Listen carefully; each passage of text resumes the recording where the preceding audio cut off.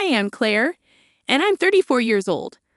Let me tell you about the time I decided to get back at my mean mother-in-law who was determined to make my life miserable. I tried to be patient and ignore her behavior for a while, but eventually I couldn't take it anymore. Let me explain a bit. Whenever my mother-in-law gave me something, it was never very good. Like on our wedding day. This present is from my mother-in-law, Justine. Let's see what's inside. It's a used spatula. Well, thank you. And on my 31st birthday, Justine, you really shouldn't have. What's inside? Oh, what exactly is it? It's a shovel, dear. Ah, how nice. But it looks a bit old. It's a fixed-up shovel. I later discovered she took it from the neighbor's shed and gave it to me. Another time, when I hosted a dinner party, she brought the cheapest bottle of wine she could find. At that point, I wished she wouldn't bother doing anything for me at all. But what really bothered me were the times she insisted on cooking for me, only for the food to taste awful every single time. At first, I was understanding. Not everyone is a great cook, and that's okay. I thought it was the thought that counted, not necessarily the taste.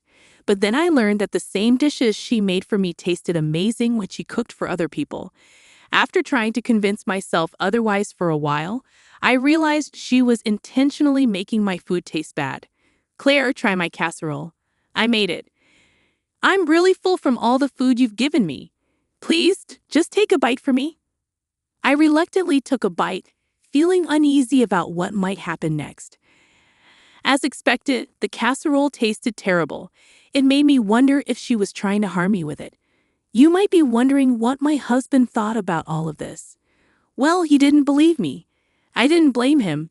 It's tough to accept such a strange idea, especially when it's about your own mother.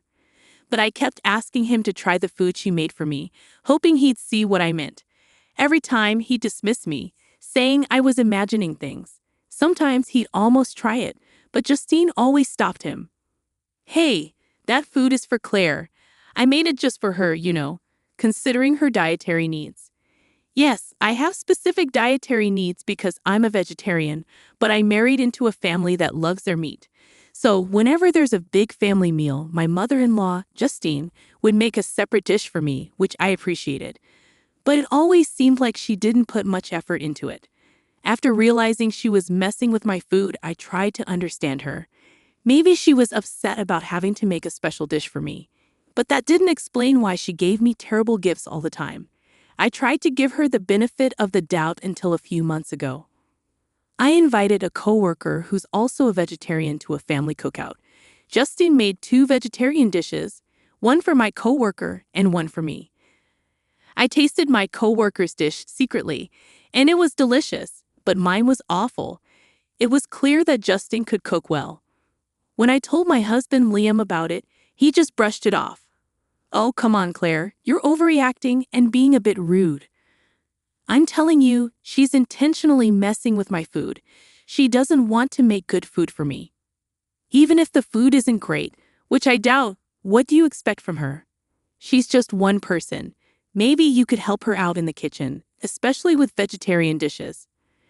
I've offered to help many times, but she gets defensive and thinks I don't like her cooking, which you don't. And when I suggest things, she gets upset. There's no pleasing her. Maybe you should bring your own food to gatherings then, even if it seems rude. It's not like you have a serious allergy. You're just a vegetarian, and everyone can make vegetarian food. But remember Lucy, your coworker? She was nice. Yeah, Lucy's food was great, even the vegetarian dishes. They both took a moment to think about everything. Liam sat down on the bed, thinking deeply. Well, say something, Claire urged. Look, you're my wife, and I love you. I want to trust you, but I think you might be imagining things. I understand that my mom can be odd with gifts, but sabotaging your food, that's really messed up and dangerous, isn't it? Exactly. One time, I swear I smelled bleach in my food. I had to make an excuse to go to the bathroom so I wouldn't have to eat it. Claire, maybe because you and my mom don't get along, you're seeing her differently than the rest of us. She's a fantastic cook. I agree. After trying Lucy's food tonight, I'm sure she can cook well, but for some reason, she doesn't put in the effort with me. Enough! I won't let you talk badly about my mom anymore. She's a great cook. You're imagining things. I was frustrated. How many times did I have to convince him I was telling the truth? I decided to prove it. I waited for the next family gathering to make my move. About a month later, my mother-in-law called. I'm good, thank you. How about you? Oh, I'm excited. We're having another family gathering this weekend to celebrate Uncle JJ's return from France. Can you and Liam make it? Of course, Justine. We wouldn't miss it. Oh, that's great. Uncle JJ prefers simple things, even though he's from France. So we're keeping it casual with sliders and sandwiches. You can even bring your coworker friend again. She was lovely. Unfortunately, she can't make it this time, but Liam and I will be there. Oh, that's too bad. But I'm glad you both can come. Oh, one more thing before I forget. I've decided to get you some special plates to make it easier to separate vegetarian and non-vegetarian dishes. They're beautiful navy blue plates. No problem, Justine. Thank you. Okay, see you soon. After hanging up, I couldn't help but feel uneasy. Normally, different plates wouldn't bother me, but knowing what I knew about her, I realized it was just another way for her to make me feel isolated from everyone else. Everyone else in the family always enjoys their meals, but mine are always terrible. So when I complain, I look picky and fussy. But that's not true. There are rumors going around that I'm just being difficult, and I wish I could prove them wrong by sharing my food. But Justine always stops me and gets upset if I don't eat what she made. Sometimes I manage to avoid eating it, but usually I have to force it down quickly to avoid tasting it.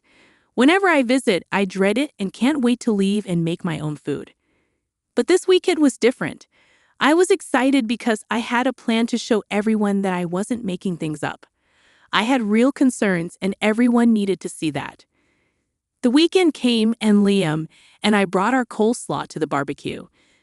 There was so much meat everywhere. Even the meat lovers thought it was too much. Despite my initial worries, the party was going well. I was enjoying chatting with my in-laws and playing with my nieces and nephews. But when Justine called us to the dining table, my stomach churned with dread. I forced myself to smile and sit next to Liam. You see, Claire, everyone's having fun. Why can't you relax?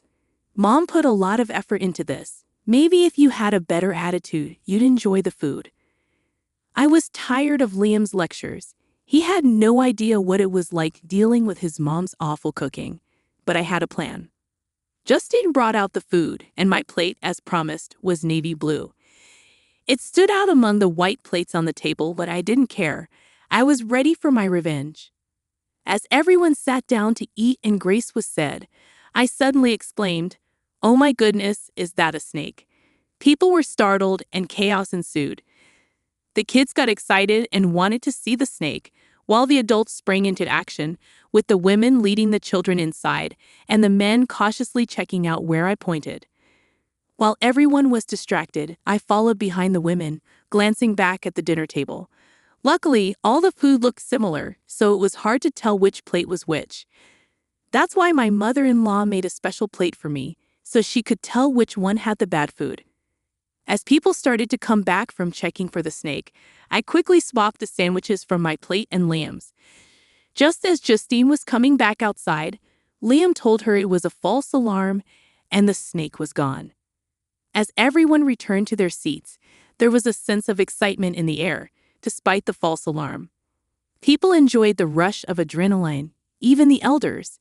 They settled back into their seats, and I apologized, saying, "Sorry, everyone. I must have misjudged the ground. Please excuse the disturbance." Everyone took it well, not too bothered by the interruption. "No problem, dear.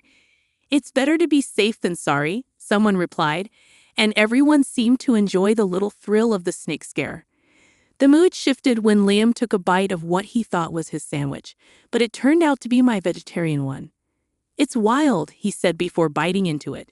Suddenly, he stopped and everyone's attention turned to him.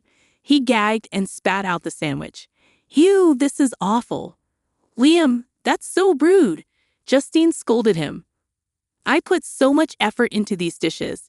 Justine protested as everyone began to eat their food, enjoying the delicious flavors.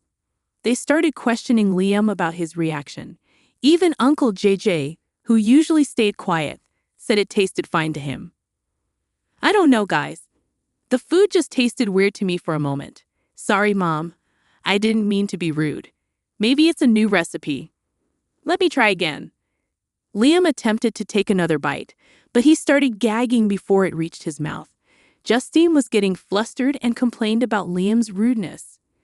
Mom, I'm sorry, but I can't eat this. There's something wrong with it. Except it's not, I added, and everyone looked at me, surprised by my statement. It was then that Liam noticed I hadn't touched my food. Babe, why aren't you eating? Because it has meat in it, I admitted. The table fell silent, and I saw understanding dawn in Liam's eyes. Mom, have you been messing with Claire's food? Everyone exclaimed, shocked. Justine started shouting in response. Liam, I don't know what's gotten into you. Maybe it's your spoiled wife who convinced you, but I won't stand for this. Apologize now. No, Mom, it's your food that's spoiled. Claire was right, Liam declared. He handed his sandwich to Uncle JJ, who almost threw up after trying to take a bite. Justine's eyes turned to me, filled with venom. What have you done? She hissed. I should be asking you the same thing. You've been sabotaging my meals every time I come here, making me miserable. I confessed to everyone. I'm sorry for lying about the snake, but I needed a distraction. Justine has been poisoning my food since I joined this family. Everyone gasped in shock. It's true. I suspected it for a while, and I know I might have seemed picky, but try Justine's sandwich if you can stomach it, I urged. The sandwich made its way around the table, eliciting gagging and dry heaving from those who tried it. They advised the elderly and children not to eat it, and one person even considered going to the hospital due to the smell. Your move, Justine, I challenged. Okay, you got me. I was sabotaging your food, Justine confessed. Why would you do that? Because she hates me. She's always had it out for me since day one, Justine shouted. Liam suddenly looked ill. He vomited all over the grass and collapsed onto the patio sofa. Mom, what did you put in that sandwich? Liam asked weakly. Liam, Oh God, are you okay? That sandwich wasn't meant for you. I'm so sorry, everyone. Please forgive me, Justine exclaimed in panic. Uncle JJ's homecoming had to be cut short, and several family members rushed Liam to the hospital. It turned out that the sandwich contained rancid mushrooms with traces of cat feces, causing severe food poisoning. Liam was hospitalized for some time as he recovered, and my mother-in-law was arrested after confessing to her actions. The incident made me realize the extent of her hatred towards me. She was willing to harm me just because she despised me. If it had been me, she might have delayed getting help. But because it was her son, she rushed to fix her mistake. However, it was too late. Thankfully, Liam recovered fully. During his hospital stay, he repeatedly apologized for not believing me about his mother's actions. His mother attempted to post bail, but the other family members refused, insisting she needed to reflect on her actions. Visitors informed me of her remorse and realization of her mistakes after seeing her son suffer. However, I couldn't accept her apology. It took seeing her son in pain for her to acknowledge her wrongdoing. For years, she never considered the harm she was causing. Who knows what else she put in my food? I endured it in silence, often getting sick and missing work to recover. After sharing this with my husband, he felt even more sympathetic towards me and promised to always believe me. I'm relieved I could impart 2 lessons. Always trust your spouse and don't mess with me, or you might end up in jail.